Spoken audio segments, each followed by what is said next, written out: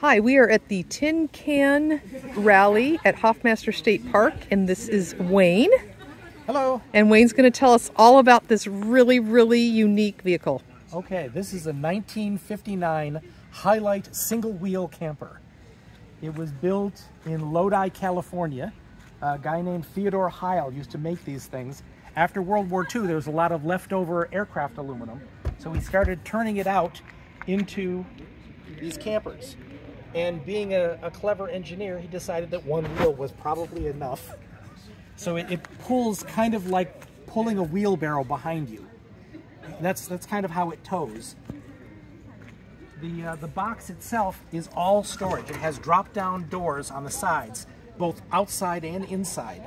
The whole box volume is all for cargo and gear. That is so cool.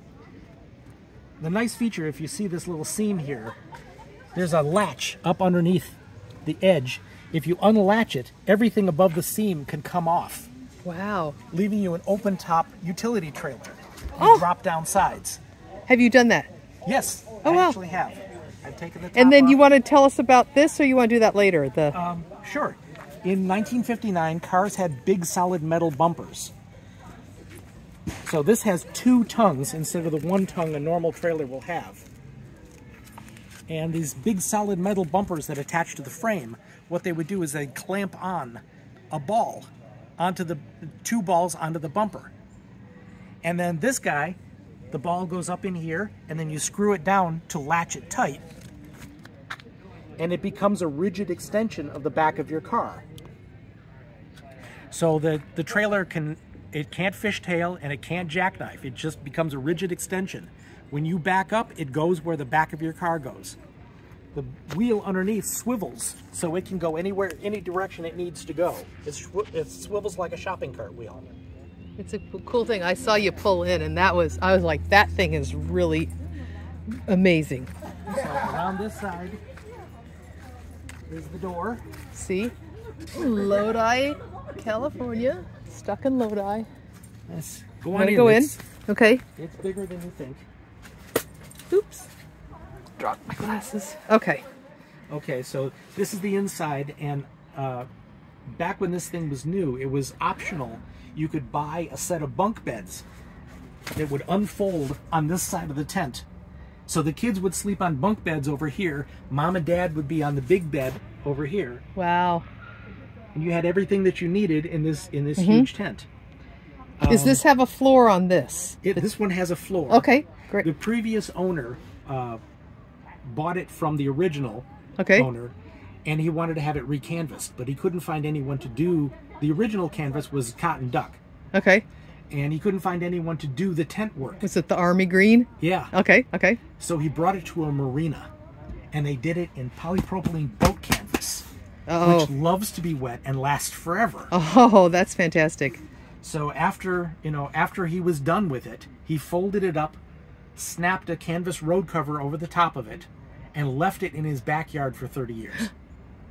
Out in the weather. So this is a 30-year-old canvas. It was fantastic. Canvas. Wow, there's a little marks there, but whatever. Right, that's like rust or something. No, there was some mildew that we scrubbed off when we first opened it up. But after 30 years in the weather, this is great. Yes, in California or in Michigan? No, in Michigan. In Michigan, wow. It sat through 30 Michigan winters. Oh my goodness. Out in the weather. When we first got it, the aluminum had oxidized pretty much black, and everything that could rust did rust. So the whole suspension, the whole steel suspension underneath was rusted solid. Okay, and the bed is always made. The bed is always made. Nice, comfortable bed, yeah. And it's really nice because all of this canvas folds up to the size of the top of the bed.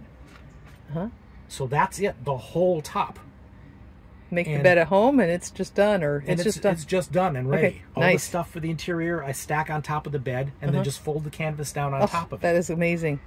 And then when it comes time, I've set this up in the rain. It only takes a couple of minutes. You grab the edge of the canvas and you walk backwards and it just opens out like a baby carriage. Drops down on the ground next to the bed, next to the box, and you're ready to go. You're done. Yeah, and easy to back up. Okay, so you're talking about the forgot where you were. and I interrupted you. My wife and I, when we got this, it had oxidized and rust was everywhere. So we took it apart literally into shopping bags. My wife learned how to sandblast and powder coat. Nice. So she sandblasted and powder coated all the steel parts. Okay.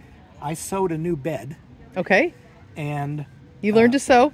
Well, I knew kind of how to sew. Uh-huh. I had broken my foot one summer, and she taught me to sew. Okay. So I knew how to sew. So I sewed the bed, and then after she powder coated everything, we reassembled.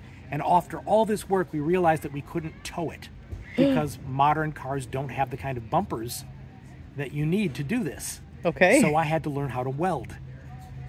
I built a T-bar that takes the place of that metal bumper. Let's take a look at the T-bar. Okay.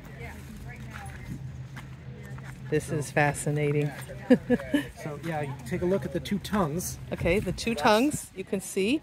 Okay, and then on the back of the car here,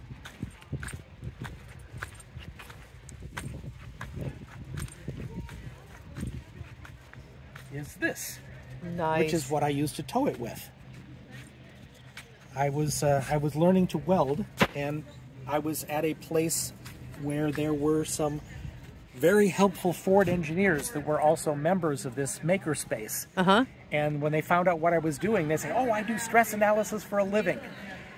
You should do this and this and this." So I took all of their suggestions and added it, and this thing is now just rigid to the back of the car. It is a beautiful design, and I recommend anyone who has another Heilite build something like this, because it is the best thing ever. I added the anti-rattle kit because there was just some natural play in a receiver, and this stops that natural play. So it holds it perfectly level and lets the thing tow perfectly smooth and level on the road. Wow. So yeah, that's the whole story. You know, my wife and I did a lot of work on this, and we've enjoyed it a lot since. It's great. It is a unique thing to find at most of the camper rallies. I've only seen one other, and the guy got it out of a museum. Oh, okay. Wow. So this is the only working one that I know of. It is amazing. Well, Wayne, thank you so much, and for sharing your story with everybody. All right. You're welcome.